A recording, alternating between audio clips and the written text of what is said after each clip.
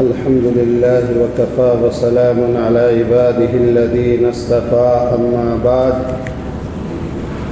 قال الله تبارك وتعالى في كتابه المجيد والفرقان الحميد أعوذ بالله من الشيطان الرجيم بسم الله الرحمن الرحيم إنا أنزلناه في ليلة القدر وما أدراك ما ليلة القدر ليلة القدر خير من 1000 شهر تنزل الملائكة والروح فيها بإذن ربهم من كل أمر سلام هي حتى مطلع الفجر وقال تعالى في موضع آخر حاميم والكتاب المبين إنا أنزلناه في ليلة مباركة إنا كنا منذرين فيها يفرق كل أمر حكيم. میرے محترم بزرگوں، دینی، ایمانی اور اخلاقی بھائیوں، اللہ رب العالمین کا بے حد احسان و کرم ہوا کہ اللہ رب العالمین نے ہمیں اور آپ کو اللہ کے پاک مقدس گھر میں حسب معمول جمع فرمایا۔ میرے محترم بزرگوں، جیسا کہ آپ کو معلوم ہے یہ شعبان کا مقدس مہینہ چل رہا ہے اور اس مہینے کے 15ویں تاریخ کی بڑی خاص فضیلت ہے۔ اس فضیلت کے تعلق سے آج گفتگو کریں گے۔ اللہ رب العالمین نے قرآن مجید کے اندر ارشاد فرمایا اِنَّا أَنزَلْنَاهُ فِي لَيْلَةِ الْقَدْرِ، کہ ہم اس قرآن کو لیلۃ القدر میں نازل کیے ہیں یا میں نازل کر چکا ہوں، دونوں ترجمہ کر سکتے ہیں۔ اور حضور سے فرمایا وما ادراک ما لیلۃ القدر، اے محمد صلی اللہ علیہ وسلم کیا تمہیں معلوم ہے یہ لیلۃ القدر کی رات کیا ہوتی ہے؟ پھر خود آپ نے جواب دیا، اللہ رب العالمین نے خود سے اس کی تشریح فرمائی لیلۃ القدر خیر من 1000 شہر، کہ قدر کی رات جو ہے، لیلۃ القدر کی رات جو ہے وہ 1000 راتوں سے بہتر ہے۔ سال میں کتنے رات آتے ہیں؟ 365، لیکن اللہ رب العالمین کیا فرما رہے ہیں؟ 1000 راتوں سے بہتر، لگ بھگ 3 سال کم و بیش۔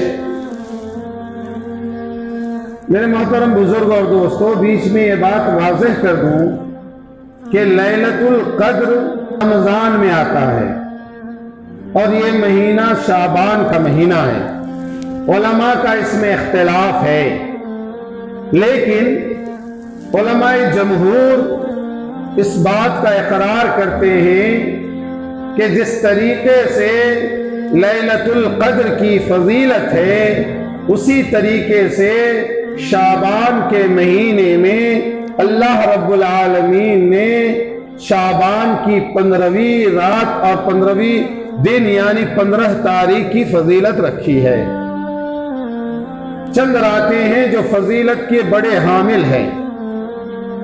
جمعے کی رات، شب قدر کی رات، شب برات یعنی شعبان کی 15ویں تاریخ یا 15ویں رات، اسی طریقے سے عید کی رات، بقرعید کی رات، ان راتوں کی جو ہے بڑی فضیلت ہے۔ تو اس کی فضیلت ایسے بھی بیان ہوتی ہے کہ حضرت علی رضی اللہ تعالی عنہ نے روایت فرمایا کہ اللہ کے رسول صلی اللہ علیہ وسلم سے میں نے سنا کہ آپ نے فرمایا کہ 15ویں شعبان کی رات کو نفل نمازیں پڑھو اور دن کو روزہ رکھو۔ رات کو نفل نمازیں پڑھو اور دن کو روزہ رکھو۔ روزہ رکھنا اس لیے کہ اس رات میں جو ہے لوگوں کی مقدر طے کر دی جاتی ہے۔ روزی روٹی، حیات موت، جینا مرنا، اٹھنا بیٹھنا، کون کہاں جائے گا، کہاں کس جگہ پر کس کی موت آئے گی، تمام حرکات و سکانات جو ہے اللہ رب العالمین اس دن اپنے فرشتوں سے لوح محفوظ میں لکھواتے ہیں۔ چنانچہ اللہ رب العالمین کا یہ ایک انعام ہے ہمارے اور آپ کے اوپر کہ اللہ رب العالمین نے جس طریقے سے جنت اور جہنم بنایا، تو جنت میں ہر انسان کو اللہ رب العالمین نے کہا کہ جنت میں آنے کے لائق بنو، اگر چاہتے ہو تو میری عبادت کرو۔ اس کے باوجود بھی بہت سارے لوگ جو ہے گمراہ ہو جاتے ہیں، ضلالت کے مارے نماز روزوں سے دور رہتے ہیں، اللہ کی رضا سے دور رہتے ہیں۔ تو اللہ رب العالمین نے پھر اس کے بعد جو ہے اور ایک موقع دیا۔ یہ گولڈن چانس ہے، اسپیشل پیکج کمپنیوں میں آفر آتا ہے، تو بندے کے لیے اللہ رب العالمین نے آفر دے دیا کہ ان راتوں کے اندر عبادت کرو، میں تمہارے سال بھر کی گناہوں کو معاف کر دوں گا۔ چنانچہ حضرت ماں عائشہ صدیقہ رضی اللہ تعالی عنہ فرماتی ہیں کہ ایک مرتبہ اللہ کے رسول صلی اللہ علیہ وسلم نے اجازت چاہی۔ کیا اجازت چاہی؟ کن سے؟ ماں عائشہ صدیقہ رضی اللہ تعالی عنہ سے، کہ میں اس دن کسی اور کے ہاں آپ کی باری تھی، کیونکہ اللہ کے رسول صلی اللہ علیہ وسلم کی 11 بیویاں تھیں، تو باری لگی ہوئی تھی آپ کی، ایک رات یہاں دوسری رات یہاں، تو اس دن آپ کی باری نہ تھی، یعنی عائشہ صدیقہ رضی اللہ تعالی عنہ کی باری نہ تھی۔ حضرت میمونہ رضی اللہ تعالی عنہ سے اجازت لی اور پھر یہاں آئے اور ان سے بھی اجازت لی۔ باری تھی حضرت میمونہ رضی اللہ تعالی عنہ کے یہاں، اور اجازت مانگی کہ میں آج آپ کے یہاں رات گزارنا چاہتا ہوں، اگر آپ کی اجازت ہو تو میں رات گزاروں۔ کہا میرے ماں باپ آپ پر قربان ہو، اللہ کے رسول صلی اللہ علیہ وسلم آپ کو بھی اجازت لینے کی ضرورت ہے۔ تو کہا نہیں، تمہیں ہو سکتا ہے خلل پڑے تمہارے نیند کو، میں قیام کرنا چاہتا ہوں، یعنی نفلی نماز کے لیے آپ جو ہے حضرت عائشہ صدیقہ رضی اللہ تعالی عنہ کے یہاں آ گئے اور اجازت لے کر رات بھر جو ہے نفل نماز پڑھی، اور اسی دوران یہ معاملہ بھی سامنے آیا کہ اللہ کے رسول صلی اللہ علیہ وسلم سجدے میں چلے گئے، اور سجدے میں گئے تو سجدہ اتنا طویل ہوا کہ عائشہ صدیقہ رضی اللہ تعالی عنہا کو یہ خیال ستانے لگا کہ ہو سکتا ہے اللہ کے رسول صلی اللہ علیہ وسلم کی روح پرواز ہو گئی، روح پرواز ہو گئی، اس لیے شاید آپ سر جو ہے نہیں اٹھا رہے ہیں۔ تو جب قریب پہنچی تو سنا کہ اللہ کے رسول صلی اللہ علیہ وسلم یہ دعا پڑھ رہے ہیں، اللہم اعوذ بعفوک من عقابک واعوذ من رضاک من سخطک واعوذ بک ینک جل وجہک لا احصی ثناء علیک انت کما اثنیت علی نفسک۔ تو یہ دعا پڑھنے کے بعد ماں عائشہ صدیقہ رضی اللہ تعالی عنہا نے سنا کہ آپ یہ دعا پڑھ رہے ہیں، آپ پیچھے ہٹ گئیں، اور پیچھے ہٹنے کے بعد آپ انتظار کرنے لگی۔ اسی دوران آپ کو نیند آ جاتی ہے، جب صبح ہوتی ہے، فجر کا وقت آتا ہے، تو اللہ کے رسول صلی اللہ علیہ وسلم فجر کی نماز ادا کر کے آئے تو پوچھا کتنی لمبی سجدے میں آپ کیا مانگ رہے تھے اپنے رب سے؟ تو کہا میں اپنے امت کی مغفرت چاہ رہا تھا،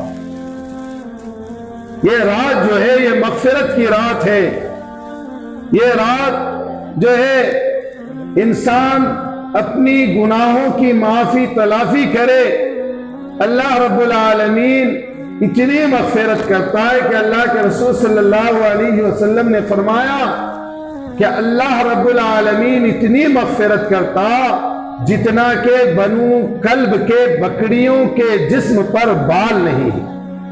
بنو کلب ایک قبیلہ تھا اور ان کے ہاں جو ہے بھیڑ بکریاں بہت کثرت سے رہا کرتی تھی، اور ان کی بکریوں کے جسم کے اوپر جو ہے بہت گھنے بال آتے تھے، لہٰذا ان کے بکریوں سے مثال دینے کا مقصد یہ ہے کہ اللہ کے رسول صلی اللہ علیہ وسلم یہ بتانا چاہتے تھے کہ اللہ رب العالمین اس رات میں اپنے بندوں کی مغفرت اس قدر کرتے ہیں جس قدر ان جانوروں کے یعنی ان بکریوں کے بال ہیں، یعنی اس کو گننا آپ کے لیے ممکن نہیں ہے۔ اسی طریقے سے اللہ رب العالمین کا دریائے رحمت اس طرح جوش میں آتا ہے کہ بے شمار لوگوں کو اللہ تعالیٰ معاف فرما دیتے ہیں۔ تو اس رات میں اللہ کی عبادت کرنی چاہیے۔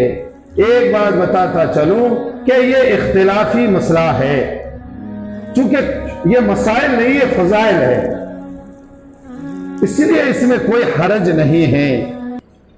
بہت سارے علماء اس بات کے قائل نہیں ہیں، لیکن کثرت احادیث جب کثرت سے ملنے لگتی ہے تو علماء کا اصول ہے، فقہ کا اصول ہے کہ اس کے اوپر استدلال کیا جاتا ہے۔ چنانچہ اس رات کے اندر ویلنگ کرتے ہیں ہمارے نوجوان، ویلنگ کرتے ہیں، بائک چلانا اور جو اسٹنٹ کرنا اور دیگر چیزیں کرنا، یہ چیزیں نہیں ہیں، یہ چیزیں نہیں ہیں۔ 15ویں شعبان کی فضیلت ایسی ہے جیسی شب قدر، یعنی رمضان کے اندر جو شب قدر کی رات آتی ہے اس میں ہم جگتے ہیں اور جگ کر کیا کرتے ہیں؟ اللہ کی عبادت کرتے ہیں۔ ہم تو شب قدر کی رات کو اسٹنٹ بازی نہیں کرتے ہیں۔ تو اس طرح کرنا، وہ راستے میں جا کر لوگوں کو پریشان کرنا اور جو ہے دیگر قسم کے حرکات اور سکنات کرنا، یہ اچھی بات نہیں ہے۔ تو میرے نوجوانوں سے درخواست ہے کہ آپ جو ہے شعبان کی رات میں جو ہے آپ عبادت کریں، اللہ سے اپنے گناہوں کی معافی تلافی کریں۔ اللہ رب العالمین جو ہے 7ویں آسمان کے منہ پر آتے ہیں اور جو ہے آ کر جو ہے اپنے اجلال کو ظہور کرتے، ظاہر فرماتے ہیں اور کہتے ہیں کوئی ہے میرا بندہ جو اپنے گناہوں سے معافی مانگنے والا ہو، ہے کوئی بندہ جو اپنی روزی رزق کے تعلق سے دعا کرنے والا ہو، ہے کوئی بندہ جو اپنے صحت یابی کے لیے جو ہے مجھ سے کچھ مانگنے والا ہو۔ آج میں سب کچھ دینے کے لیے تیار ہوں، تم مانگ کر دیکھو۔ تو اس رات کی قدر ہے بھائی، عبادت کرو، اللہ سے معافی تلافی کرو، اپنی گناہوں کی معافی مانگو اور دعا اس بات کی کرو کہ آئندہ کی زندگی تیرے احکام کے مطابق گزاریں گے، تیرے حبیب کے سنت کے مطابق گزاریں گے، یہ دعا کرو۔ یہ اسٹنٹ بازی کرنا یہ اچھا عمل نہیں ہے، یہ کوئی اچھی چیز نہیں ہے۔ چنانچہ یہ شعبان کی رات جو ہے یہ بہت ہی فضیلت والی رات ہے۔ اس رات کے اندر جو ہے زیادہ سے زیادہ عبادت کیجئے۔ اللہ کے نبی حضور کریم صلی اللہ علیہ وسلم نے جبرائیل علیہ السلام سے پوچھا اور جبرائیل علیہ السلام نے یہ دعا سکھائی۔ کیا اے حبیب، اے نبی کریم صلی اللہ علیہ وسلم، آپ کے اور ہمارے رب نے ہمیں یہ حکم دیا ہے کہ ہم اپنی زندگی کو جو اللہ کی دی ہوئی نعمت ہے اس کی زیادہ سے زیادہ قدر کریں اور اللہ کے احسان کا جو ہے شکر ادا کریں۔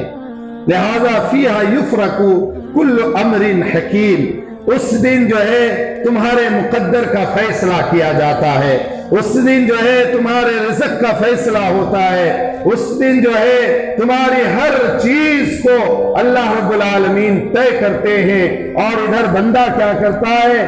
اسٹنٹ بازی میں مبتلا ہو جاتا ہے، ادھر بندہ کیا کرتا ہے؟ جھوٹ بولتا ہے، موت ادھر طے ہے۔ ऊपर आसमान में मौत तय हो गया कि ये आदमी इस साल इंतकाल करने वाला है दुनिया से, मैं जो है मैं अपने पास बुलाने वाला हूं। तो मौत उधर तय हो गया। इंसान जो है क्या है, बेखबर है, गुनाहों में मुब्तला है और गुनाह करते करते उसको मौत की खबर ही नहीं रहती। चुनांचे इस रात में मौत भी हमारी तय होती है। इसलिए अल्लाह के रसूल सल्लल्लाहु अलैहि वसल्लम ने कहा कि 15वीं शाबान की रात को नफल पढ़ो और दिन को जो है रोजा रखो। अल्लाह के रसूल सल्लल्लाहु अलैहि वसल्लम ये फरमाया करते थे कि मैं रोजा इसलिए रखता हूं कि हो सकता है कि मेरी भी मौत का जो है फैसला हो चुका हो, तो रोजे की हालत में जो है यहाँ दुनिया से मैं विदा हो जाऊं, रुखसत हो जाऊं। लिहाजा इन तमाम चीज़ों के ऊपर जो है गौर व फिक्र करने की ज़रूरत है। और आज की तकरीर जो है, आज का बयान जो है, ये बहुत मुख्तसर है, क्योंकि कोरोना बहुत ज़्यादा बढ़ रहा है और पूरे स्टेट के अंदर इमारत शरिया की तरफ से ये ऐलान किया गया है कि हम और आप जो हैं इस बार शाबान की रात में ये जो जमघट लगाकर हम लोग आते थे जमात दर जमात कब्रिस्तान को, ये शायद इस बार ना हो पाए, क्योंकि इस हिदायत के अंदर ये जमात की तरफ से नहीं है, जमात अहले इस्लाम की तरफ से ये ऐलान नहीं है। ये ऐलान इमारत शरिया कर्नाटक के तरफ से है। पूरे स्टेट में जहाँ जहाँ मस्जिदें हैं उन तमाम मस्जिदों में यह ऐलान तय पाया है। नंबर 1, शब बारात में नमाजें मस्जिदों में पढ़ें, बाहर पिंडाल वगैरह डालकर नमाजें या तकारीर का इंतज़ाम हरगिज ना करें। यानी जो शाबान के मौके से जो बयानात होते हैं 15वीं तारीख में, वो बयानात इस बार नहीं होंगे। और जो पिंडाल वगैरह बाहर लगाते हैं वो भी लगाने की इजाज़त नहीं है।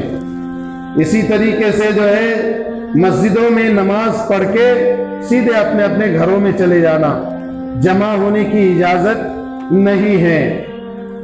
गुज़िश्ता मरतबा जो है 10:30 बजे नमाज अदा की गई थी, इस बार जो है 9:30 बजे अजान हो जाएगी और 9:30 बजे जमात खड़ी हो जाएगी, कोई बयान नहीं होगा। चुनांचे हदीसों में भी आया है। ये अलग बात है, हम लोगों का अमल ऐसा है कि हम लोग पूरे शहर के लोग एक साथ कब्रिस्तान में आते हैं, लेकिन ये कहीं से साबित नहीं है। अल्लाह के रसूल सल्लल्लाहु अलैहि वसल्लम नफली इबादत किया करते थे 15वीं शाबान में, लेकिन मुनफरिद तरीके से, अकेले अकेले। तो इसमें कोई बड़ी बात नहीं, हैरत की बात नहीं है कि एक साथ सब लोग नहीं आ पाएंगे, कैसा हो जाएगा शाबान 15वीं तारीख जो है ये ईद का दिन है कैसे, तो ये सोचने की बात नहीं है। 15वीं तारीख को नफली इबादत करनी चाहिए, 15वीं तारीख को रोज़ा भी रखना चाहिए, लेकिन जो ये जमात की शक्ल में हम लोग करते थे ये हदीस से भी साबित नहीं है और इस बार इजाज़त भी नहीं है। अगर इजाज़त होती तो कर लेते, उसमें कोई नुक्स निगारी की बात नहीं है कि हदीस से साबित नहीं है, नहीं करेंगे, क्योंकि करके आए हैं और यहाँ मुख्तलिफ किस्म के लोग हैं, सबको लेके चलना होता है। इसलिए हमारी यूनिटी और हमारा इत्तेहाद बना रहे, इसलिए करते जाते हैं और इंशाअल्लाह आगे भी करेंगे। नंबर 2, शब बारात के मौके पर मसाजिद में समाजी फासले का खास ख्याल रखा जाए। हुकूमत से इस बारे में सर्कुलर जारी हो चुका है। स्टेट गवर्नमेंट ने, कर्नाटक की हुकूमत ने इसके बारे में कानून के तौर पर एक सर्कुलर उन्होंने जारी किया है और ये हुक्मनामा है कि हर मस्जिद के अंदर जो है डिस्टेंस जो है तय किया जाए और उसी के मुताबिक नमाजें अदा की जाए। नंबर 3, मसाजिद में नमाज पढ़कर अपने अपने घर चले जाएं, बाहर रास्ते में घूमने और होटलों में बैठने वगैरह से इज्तिनाब करें। यानी रात को नमाज अगर 9:30 बजे हम लोग पढ़ते हैं तो 10 बज जाएगा नमाज से फारिग होने के बाद। उसके बाद जो है बहुत सारी जगहों में कर्फ्यू भी है 10 बजे के बाद, اس لیے اس بات کا خاصا خیال رکھیں کہ 10 بجے سے پہلے اپنے گھروں کو چلے جائیں۔ نمبر 4، بالخصوص نوجوانوں کے لیے گاڑیوں میں گھومنا، ویلنگ کرنا سخت منع ہے، تاکہ خلاف ورزی کی صورت میں حکومت کے جانب سے پریشانیوں کا سامنا کرنا نہ پڑے۔ اللہ تعالی حفاظت فرمائے۔ تو ان چیزوں کا بھی خیال رکھیں، کیونکہ حالات پہلے سے جو ہے منتشر ہیں، حالات اچھے نہیں ہیں، اور جو ہمارے بزرگان دین ہیں، جو ہمارے قوم کے لیڈر ہیں، وہ منع کر رہے ہیں، ان کی باتوں کی عزت کریں اور اس کو مان کر جو ہے چلے، اسی میں ہماری بھلائی ہے۔ آپ نے دیکھا ڈی جے ہلی میں کیا ہوا اور دیگر جگہوں میں کیا ہوا، تو ایسے ماحول نہ بگڑے، اس لیے یہ اقدامات اٹھائے جا رہے ہیں۔ آگے کہا ہے 5 نمبر میں، اس مقدس رات میں پوری امت مسلمہ کے لیے اور بالخصوص ہمارے اس ملک میں امن و امان قائم رکھنے کے لیے خصوصی دعاؤں کا اہتمام کریں۔ یہ رات جیسا کہ مقدس ہے، اس میں تو ہم نفلی عبادت کریں گے اپنے اپنے گھروں میں رہ کر، اپنے ملک کے لیے بھی دعا کریں۔ ملک کے حالات کیسے ہیں ہر کوئی واقف ہے، اس سے کوئی کسی سے یہ باتیں چھپی ہوئی نہیں ہیں، ہر انسان پریشان ہے، تاجر ہو، ملازمت کرنے والے ہوں، غریب ہو، امیر ہو، سب پریشان ہیں۔ ایک بے چینی آ گئی پورے ملک کے اندر۔ دعا کرے اللہ رب العالمین پورے ملک کے اندر امن و امان کو قائم فرمائے اور چین و سکون کو بحال فرما کر ہمارے جو حکمراں ہیں انہیں بھی ہمارے تعلق سے جو ہے واقفیت عطا کریں۔ اخیر میں خطبہ سے یعنی جو امام حضرات ہیں ان سے گزارش کی گئی ہے کہ آج کے دن ان تمام کو پڑھ کے آپ کو سنایا جائے، تو ہم لوگوں نے سنایا اور مسجدوں میں بھی سنایا جائے گا۔ تو مکمل طور پر یہ باتیں ہمیں اور آپ کو اس بات پر جو ہے لازم ملزوم کرتی ہے کہ اس بار جو ہے ہم جو ہے نہ ویلنگ کریں، نہ جمگھٹ لگائیں، جماعت در جماعت، جوک در جوک کہیں نہ گھومے پھریں، نہ قبرستان میں آئیں، بس انفرادی طور پر مسجدوں سے نماز پڑھ کے اپنے اپنے گھروں میں چلے جائیں۔ انفرادی طور پر قبرستان میں بھی جانا یا نہیں جانا اس کی ابھی تک کوئی گائیڈ لائن نہیں ہے، اگر ہوتی تو میں بتاتا، ابھی تک کوئی بات نہیں آئی، لیکن پرہیز کریں۔ اس رات میں تنزل الملائکۃ والروح فیہا بإذن ربہم من کل امر، رب کے حکم سے فرشتوں کو اور جو روحیں ہیں جو ہمارے آباء و اجداد اس دنیا سے چلے گئے ان کو اجازت دی جاتی ہے کہ جاؤ دنیا سے گھوم کر آؤ، تو وہ آتے ہم سے ملنے کے لیے، اور ہم آتے قبرستان میں، تو ہمیں تو اپنے گھروں میں رہنا چاہیے، زیادہ بہتر ہے۔